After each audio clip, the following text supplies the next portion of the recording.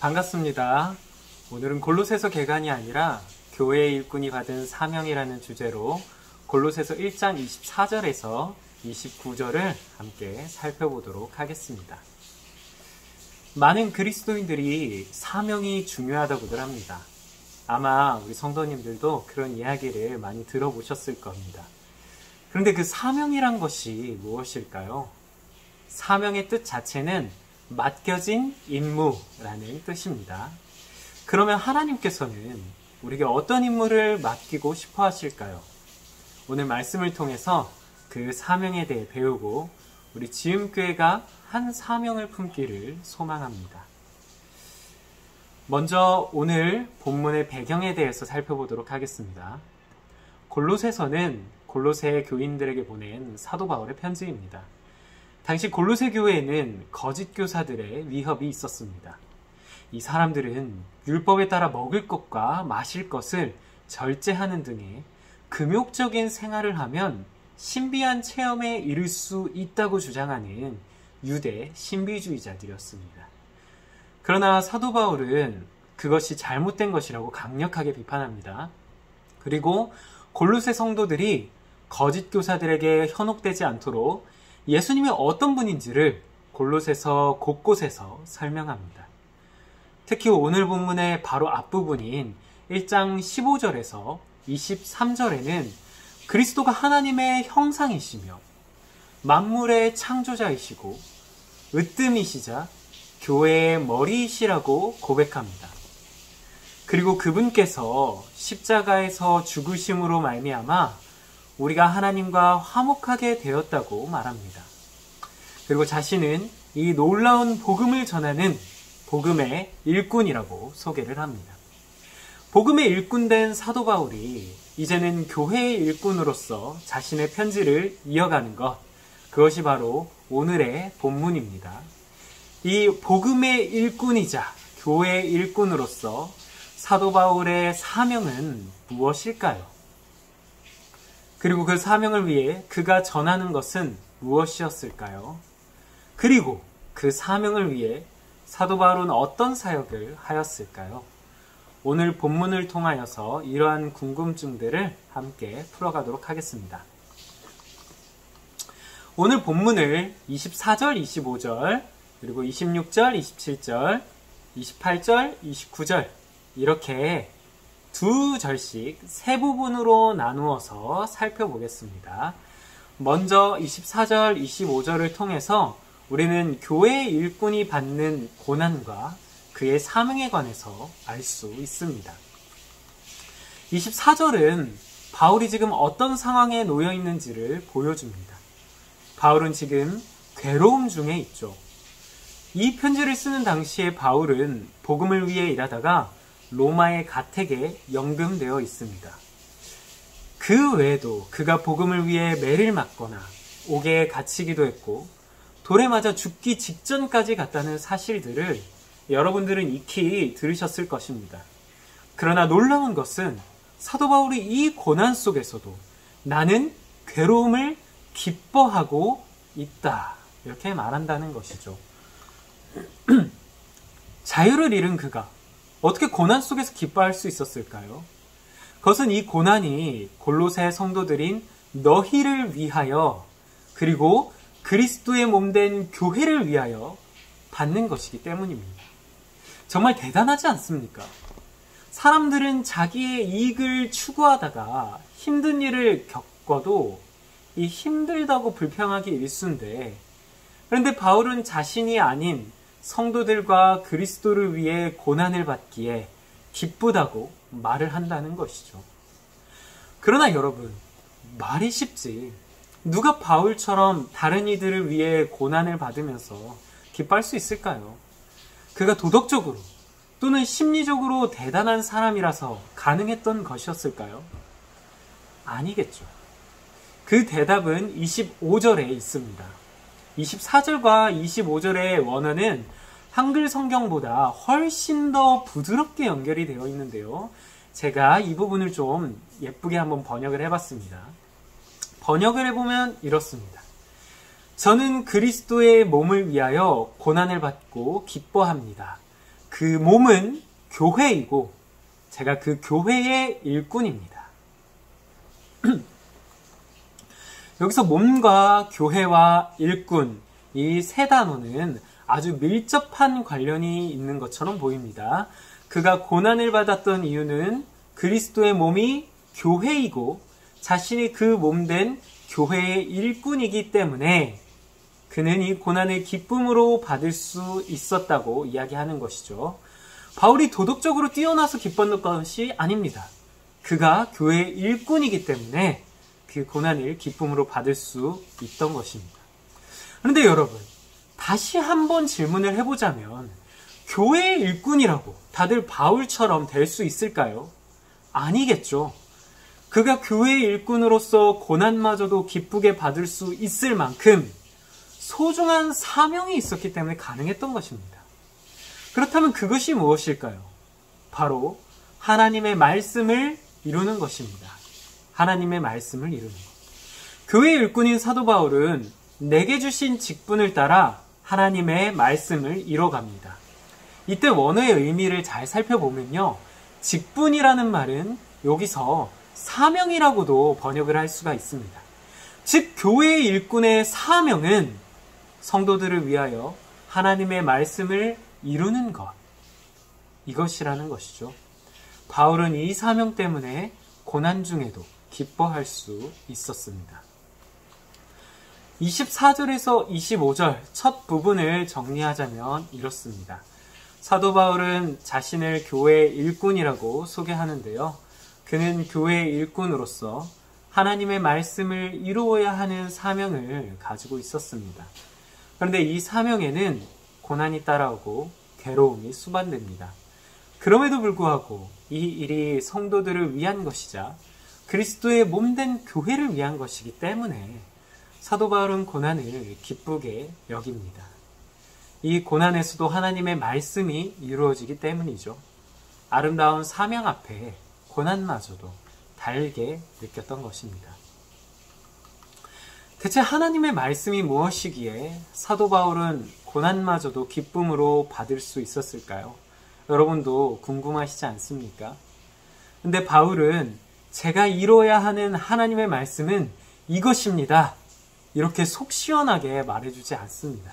대신에 오늘 본문에 이렇게 이야기합니다. 아주 오래전부터 감춰져 있던 비밀이 나타났습니다. 바울의 이야기를 들어보니 그가 이루려는 하나님의 말씀을 알기 위해서는 비밀이 무엇인지부터 알아봐야겠습니다. 지금부터 26절, 27절을 보며 오랫동안 감추어져 있던 그 비밀이 무엇인지 함께 살펴보도록 하겠습니다.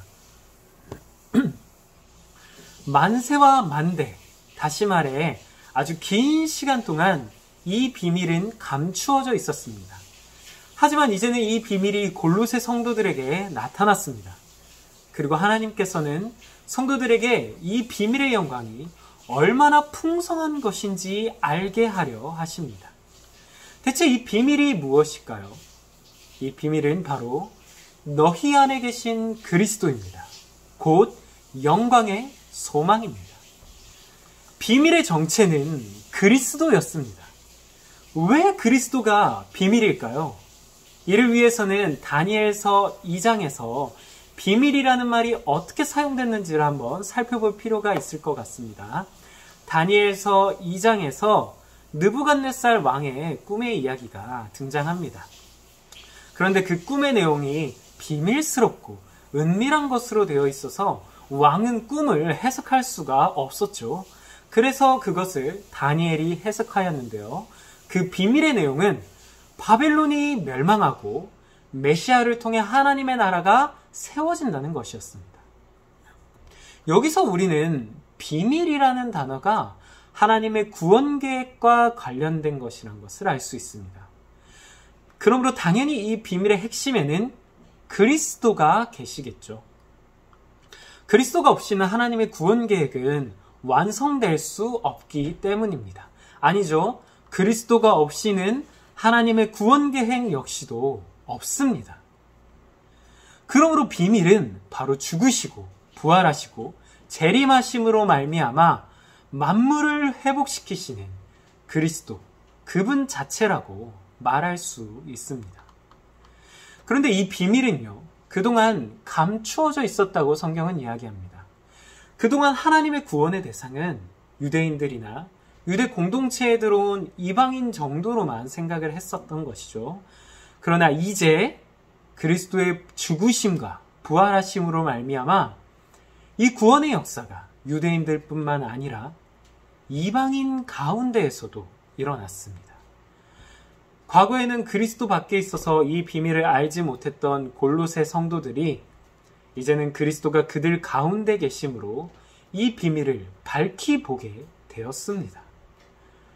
그러므로 사도 바울은 골로새 성도들에게 감추어졌던 비밀이 나타났다고 말을 하는 것입니다. 그렇습니다, 여러분. 이제 그리스도는 그를 믿는 모든 성도들에게 영광의 소망이 되셔서 함께 하십니다. 골로새서 3장 4절 말씀대로 우리 생명이신 그리스도께서 나타나실 때에 골로새 성도들도 그리스도와 함께 영광 중에 나타나실 것입니다. 그리스도와 영광을 함께 나누게 된다는 그 소망이 이방인이었던 골로새 교인들에게 나타난 것입니다. 그리고 오늘날 우리 역시도 동일한 그리스도의 영광과 소망에 함께하고 있습니다. 이제 바울이 말하는 감추어졌던 비밀이 무엇인지 나타났죠. 이는 너희 안에 계시는 그리스도이자 영광의 소망이라고 말씀드렸습니다. 그런데 참으로 재밌는 것은 비밀이자 그리스도이자 영광의 소망이 바로 앞서 말했던 25절에서 말한 하나님의 말씀과도 동일한 말이라는 것입니다. 언어의 한계로 한글 성경에서는 좀 보이지가 않지만 헬라어 원어로 살펴보면 25절의 하나님의 말씀과 26절의 비밀은 동일한 단어로 쓰고 있는 것을 볼 수 있습니다. 두 번째 26절, 27절을 정리하자면 이렇게 됩니다. 교회의 일꾼인 사도 바울의 사명이란 것은 하나님의 말씀, 즉 비밀을 이루는 것입니다. 이 비밀이란 바로 예수님의 죽으심과 부활, 그리고 재림을 통해 이방인들도 자기 백성을 삼으시는 하나님의 구원 계획입니다. 이처럼 교회의 일꾼은 다른 것이 아니라 하나님의 구원 계획과 그리스도의 사역을 전하는 사람입니다. 교회 일꾼은 비밀의 영광이 얼마나 풍성한지를 알게 하는 하나님의 도구입니다. 이 사역을 위해 교회 일꾼들은 무엇을 해야 할까요? 28절, 29절을 통해서 사명받은 일꾼의 사역에 관해서 한번 알아보겠습니다. 오늘 본문에서 사도 바울은 사명을 이루기 위해 세 가지 사역을 한다고 말합니다. 그것은 전파하고 권하고 가르치는 것입니다.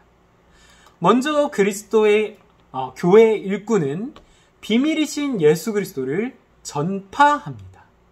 여기서 전파한다는 말은 사도행전과 바울 서신에서 단 한 번 등장하는 아주 특별한 단어입니다. 이 단어는 아무 말이나 전파하는 것이 아니라 그리스도와 그의 복음을 전할 때만 사용되는 단어입니다. 우리는 여기서 교회의 일꾼이 전해야 할 것이 무엇인지 정확하게 알게 되죠. 교회의 일꾼은 다른 것이 아닌 오직 예수 그리스도와 그의 복음의 비밀을 전파하는 사람이란 것을 말입니다. 특별히 교회 일꾼은 강단 위에 설교를 통하여서 이 사역이 잘 드러나도록 해야 합니다. 그리고 두 번째로 교회의 일꾼은 교회의 모든 사람에게 권하는 사람입니다. 권한다는 말은 훈계하다, 경고하다라는 의미입니다. 즉 잘못된 것을 교정하거나 올바르게 세워주는 것을 말하는 것이죠.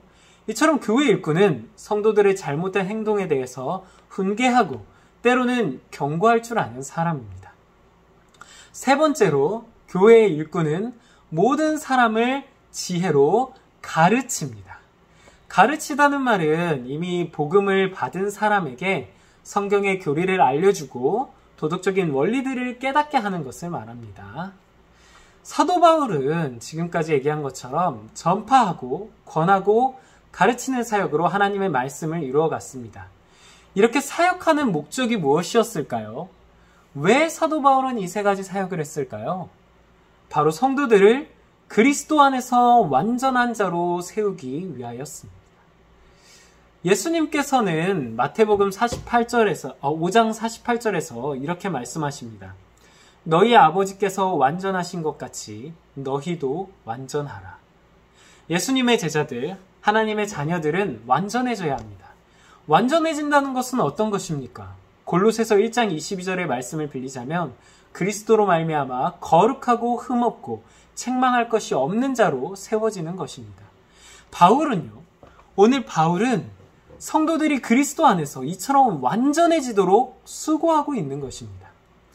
하지만 여러분, 사람의 힘으로 사람을 완전하게 세우는 것은 불가능하다는 것을 우리 성도님들도 잘 알고 계시죠.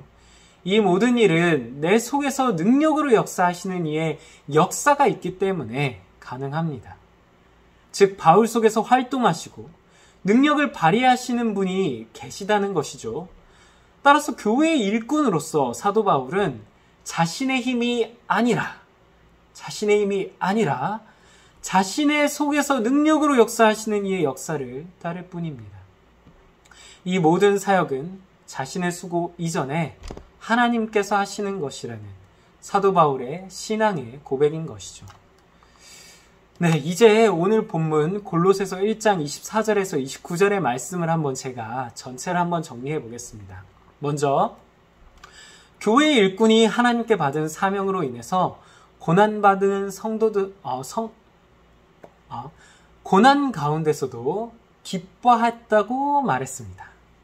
고난 가운데서도 기뻐했다고 말했습니다.